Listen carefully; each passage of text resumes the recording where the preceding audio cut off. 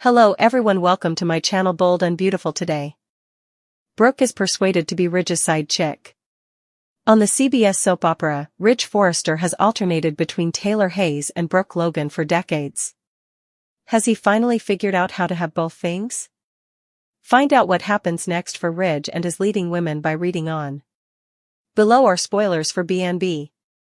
Following a ridiculous proposal last week, Ridge Forrester and Taylor Hayes became legally engaged, and Brooke Logan is going crazy. Brooke thought Ridge and Taylor's reunion would not last, so she was taken aback when Nick Marone revealed her ex's engagement. However, what made Ridge actually say yes? The heart issues of Taylor.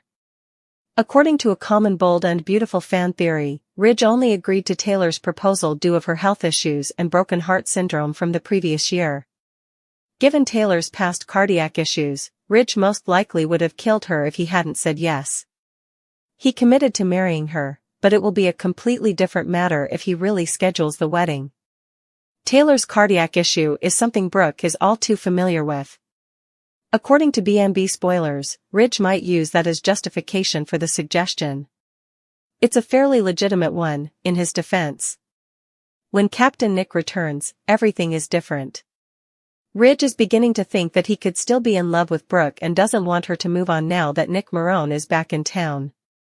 In an attempt to get her guy back, Brooke Logan may even consent to visit him in private and keep their connection a secret from his fiancée until it's safe to break up with her without killing him.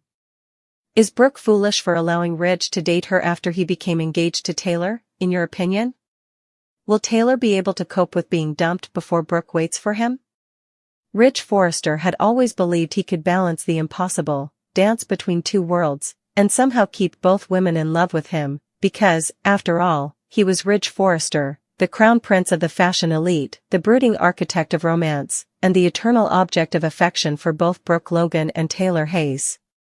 But now, the walls were closing in. Taylor had put a ring on her finger, his doing, and Brooke was spinning out. Yet, in the back of Ridge's sharply styled mind, he couldn't help but wonder if he had just signed his emotional death warrant in exchange for a promise he never truly intended to keep. The day started innocently enough. Ridge had stopped by Brooke's house under the guise of checking in on RJ, but it was really just a weak excuse to see her, to breathe in her perfume, to step into that world of blonde nostalgia and Logan seduction. The moment she opened the door, wrapped in a silky cream robe and holding a mug of chamomile tea she'd never finish, Ridge knew he was already in trouble. Brooke's eyes were misty, but there was fire beneath the tears. "Congratulations on the engagement," she muttered, voice laced with hurt. "I heard from Nick." Ridge winced. Nick Marone's return had rattled him more than he cared to admit. Seeing another man sniffing around Brooke, especially a man she'd once married, awakened a possessiveness in Ridge that threatened his carefully constructed facade with Taylor. Brooke turned, walking into the living room, backlit by the soft glow of the fireplace. "You know, I thought you'd come to your senses. I thought you and I," she broke off, swallowing her emotions. Ridge followed her like a moth to a flame, unable to stop the pull, the ache that seeing her in pain caused him. "Brooke, it's not what you think. Taylor, she's fragile right now." Brooke spun around. "Because of her heart? Ridge, don't you dare use that woman's illness as an excuse to keep lying to both of us." Ridge raised his hands in surrender. "She almost died, Brooke. I couldn't tell her no, not after everything. Not after what we've been through." Brooke's eyes narrowed. "But you could tell me no? You could tell me it's over? You could run off and play fiancé while leaving me to find out secondhand that the man I've loved for decades just gave up on us?" Ridge's voice dropped to a whisper. "I never gave up on us." Brooke blinked. "What are you saying?" And that's when Ridge crossed the line. The moment was thick with history, saturated in longing and poor decisions. "I'm saying I still love you, Logan," he whispered, using the pet name that had always made her melt. "I'm saying that maybe we can't be together publicly right now, but I can't walk away from you. Not again." Brooke backed up, shaken. "You're engaged. You're engaged to another woman, Ridge. Taylor thinks she's finally won." Ridge's jaw clenched. Taylor needed a win, Brooke. After everything, Steffi, Sheila, the heart attack, I didn't have the strength to disappoint her. But you have the strength to betray her? Brooke asked, voice quiet but deadly. Ridge ran his hand through his perfectly tousled hair, frustration radiating from every pore. It's not betrayal if my heart was never truly in it. I'm doing what I have to do to protect Taylor, but I want to be with you. Silence settled in the room like a heavy fog. Brooke looked away, jaw trembling. So you're asking me to be your side chick, Ridge? After all we've been through, you want me to play mistress to your fiancé? Ridge walked toward her slowly. I'm asking you to trust me. To trust us. This is temporary. Once Taylor's strong enough, once she doesn't need the illusion of our engagement to keep her stable, I'll end it. I'll come back to you, for good. Brooke laughed bitterly, blinking away a tear. You always say that. You always promise me forever, and then somehow forever ends when Taylor starts crying. This time it's different. It's never different. Ridge reached out and took her hand, and despite every shred of pride she had left, Brooke let him. The moment their fingers touched, the old magic ignited. It was still there, still humming beneath the surface. Logan, I can't breathe without you, Ridge whispered, eyes dark with emotion. And I won't ask you to wait forever. Just wait a little longer. Let me handle this the right way, the safe way. Safe for who? She asked, her voice cracking. Safe for Taylor? Or safe for you? Ridge flinched. You know I hate hurting either of you. Then stop making both of us live in this nightmare, she snapped, pulling her hand away. But then her voice softened. But God help me, Ridge. I still love you too. And that was all he needed to hear. He stepped forward, kissed her, gently at first, then with all the hunger of decades of unresolved passion. The kiss was electric, wrong, and utterly addictive. When they finally pulled apart, breathless and disoriented, Ridge pressed his forehead against hers. We'll make it work, Logan. You and me. Just, behind closed doors, for now. Brooke closed her eyes. I must be crazy. No, Ridge whispered. You're in love. And so it began, the secret affair, hidden in plain sight. Ridge would sneak away from Taylor with weak excuses about board meetings and business trips, only to find himself wrapped in Brooke's arms, in that same house where so many of their memories had been made. And Brooke, torn between dignity and desire, allowed herself to fall back into the rhythm of deception. She told herself it was temporary. She told herself it was just until Taylor's heart could handle the truth. But deep down, she knew, she always knew, that Ridge's indecision was a storm that never truly passed. Taylor, meanwhile, floated through her engagement like a woman in a dream, oblivious to the lies simmering just beneath her fiancé's perfectly pressed collar. She'd waited so long to be Ridge's number one again. She believed this was finally her moment. And Ridge, always the master of compartmentalization, played his part well. He smiled when she walked into the room, held her hand at events, even made half-hearted comments about floral arrangements. But every night, his thoughts drifted to Brooke. Every lie told to Taylor felt like a silent promise to Logan, that one day, this charade would end. And in the shadows, Brooke waited. She smiled at Taylor during awkward run-ins, nodded politely when the engagement was brought up at Forrester meetings, but every glance she and Ridge shared in passing was filled with secret longing and mutual guilt. Rumors began to swirl. RJ caught his parents in a compromising conversation and began asking questions. Hope noticed Brooke's distracted behavior and worried history was repeating itself. Even Eric, wise and weary from decades of romantic missteps, began raising an eyebrow. Son, he told Ridge one day, don't let another woman's heart stop you from following your own. But Ridge was too deep. He was juggling two worlds, and the weight was beginning to crush him. One night, as he lay in bed beside Taylor, her breathing soft and even, Ridge slipped out and drove to Brooke's. She was waiting on the couch, wearing his old shirt, a glass of wine untouched on the table. I can't do this much longer, she whispered. Neither can I, he admitted, sitting beside her. Then end it. Ridge looked away. Soon. I promise. I just need more time. Time is the one thing I'm running out of, Ridge, Brooke said, her voice breaking. I deserve more than stolen hours and whispered apologies. And yet, despite everything, when he reached for her, she still let him. Because love, in all its messy, complicated glory, doesn't follow logic. And Brooke Logan had always loved Ridge Forrester, even when he didn't deserve it. Especially then. Forrester Mansion, casting long shadows over what should have been a day of celebration, but instead was shaping up to be one of heartbreak, accusation, and unraveling truths. The scent of white roses still hung in the air, a cruel reminder of a wedding that would never take place. Guests had gathered, dressed in their finest, expecting to witness the long-awaited union of Ridge Forrester and Brooke Logan, a couple whose passion had survived decades of turmoil, deception, and rivalry. Yet, as Brooke descended the grand staircase, her ivory gown trailing like a ghost behind her, the calm before the storm gave way to an eruption that would tear lives apart. Her eyes, once soft with anticipation, were now blazing with fury and anguish. In her hand, she held the evidence, a police report that had been buried for years, covered up with meticulous care, but now brought into the light. Taylor, she hissed as her heels clicked against the marble floor, each step echoing like a countdown to disaster. Across the room, Taylor Hayes, elegant in a sleek navy dress, turned with surprise that quickly dissolved into dread.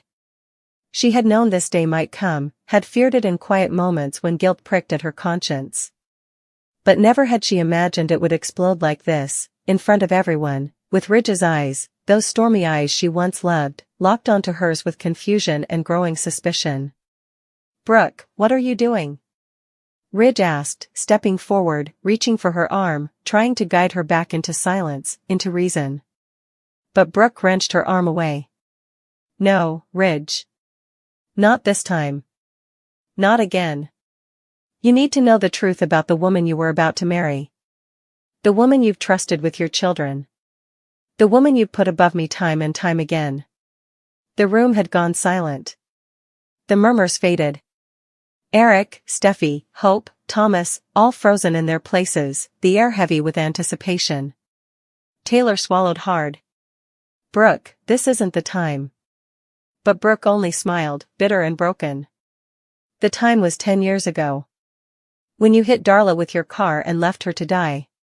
Gasps swept the room. Someone dropped a champagne glass. Taylor's hands trembled, but she stood her ground. "That's not what happened. Isn't it?" Brooke said, stepping closer now, her voice sharp and cold. "You were drinking. You were emotional.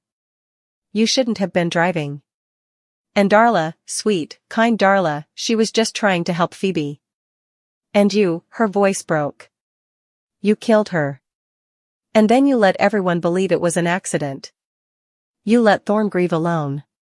You let Allie grow up without her mother. And you never said a word." Ridge stepped between them now, his voice low and pained. "Taylor.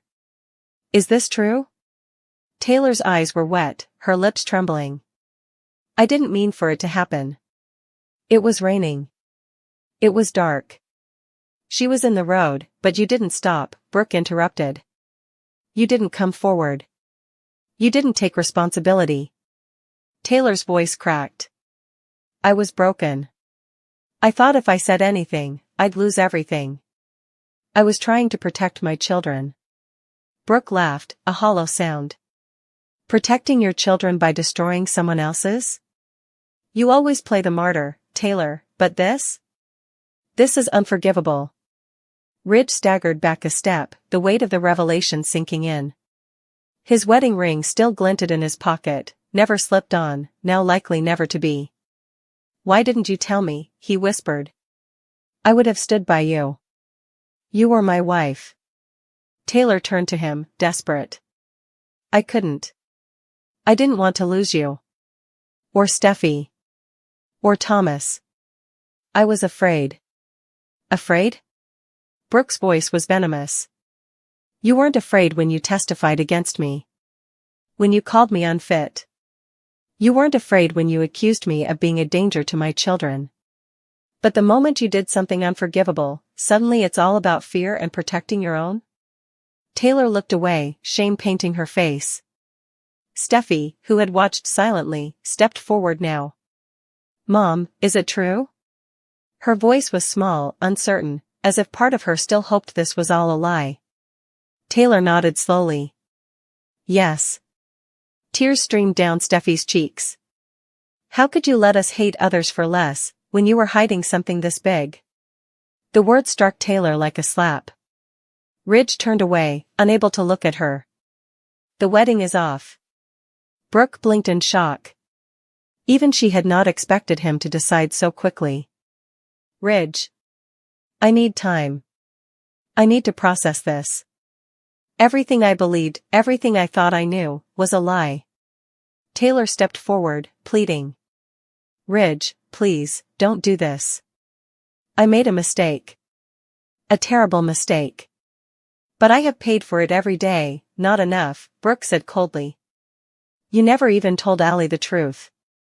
You let her hate the world when you could have given her closure. You don't get to hide behind regret anymore. Taylor's hands dropped to her sides, defeated. Then what do you want from me, Brooke? My career? My reputation? My family? Brooke stepped closer, her voice low and cutting. I want justice. I want Darla to matter. I want Allie to have peace. I want you to finally face the consequences. And maybe I want Ridge to finally see who you really are. Ridge didn't move. He stared at the bouquet that lay forgotten near the altar. I can't marry you, Taylor. Not today. Not after this. The silence that followed was heavier than before, saturated with everything unsaid, every secret now exposed. Taylor turned slowly, her dignity shredded, and walked out, her heels clicking like a final punctuation mark. Brooke watched her go, then turned to Ridge, her heart breaking even as vindication surged through her. You deserve the truth, Ridge. Even if it hurts. Ridge nodded. And you deserve better than always having to fight for it. Outside, the storm clouds gathered. Inside, the Forrester family stood at a crossroads, broken hearts, shattered illusions, and the echoes of a wedding that would never be. But in the wreckage, perhaps a new truth could emerge, one built on accountability, not denial. On healing, not hiding. And for Brooke, maybe, for the first time in a long time, it would finally be her turn to stand in the light. Ridge bids Brooke farewell. While Ridge Forrester sent Brooke Logan a somber farewell, Will Spencer managed to escape the perilous Luna Nozawa predicament. Will first pushed Luna to put down the gun during her tirade over Steffi Forrester on Monday's B&B episode. Eventually, Luna made the unexpected decision to tell Will to leave her flat. A frightened Electra Forrester was soothed by Will as he hurried out the door and returned to the Cliff House. Steffi and John Finnegan were also reassured by Will's insistence that he chose to put himself in that risky circumstance. In the end, Deputy Chief Bradley Baker disclosed that Luna fled the residence following Will's departure. After discovering Sheila Sharp at the flat above Il Giardino, Luna acknowledged that she had made a huge mistake. Sheila wasn't particularly surprised when Luna acknowledged that Will had set her up, especially since Bill Spencer had done something similar to her. Luna claimed that Steffi was unaware of her potential threat after she blamed her and became enraged over the trapping. Sheila became concerned about Luna's vindictive obsession with Steffi, particularly now that it was intensifying. Will apologized to Electra for making her watch his makeout session with Luna, but she recognized that he needed to make the act look genuine. Ridge and Taylor Hayes' engagement updates were brought home to Eric Forrester at the Forrester house. Eric was taken aback by the news, but he was still able to congratulate Taylor and say some kind things. Nevertheless, everyone knows that Eric was cheering Ridge and Brooke on. It was evident that Eric was taken aback and somewhat let down by Ridge's engagement to Taylor. Before finding the ring on her finger, Steffi told Taylor about all the recent Luna chaos at the Cliff House. Steffi was overjoyed when Taylor announced the engagement since they all needed a reason to celebrate at the moment. Ridge arrived at Forrester Creations in search of Brooke, but she acknowledged that eavesdropper Nick Marone had already informed her of the engagement. Ridge was only marrying Taylor out of responsibility and remorse, according to Brooke, who attempted to dissuade him from doing this. But Ridge made it plain that the choice had been made. Ridge was moving on and eventually said farewell to Brooke before leaving her in tears, even though he would always love her.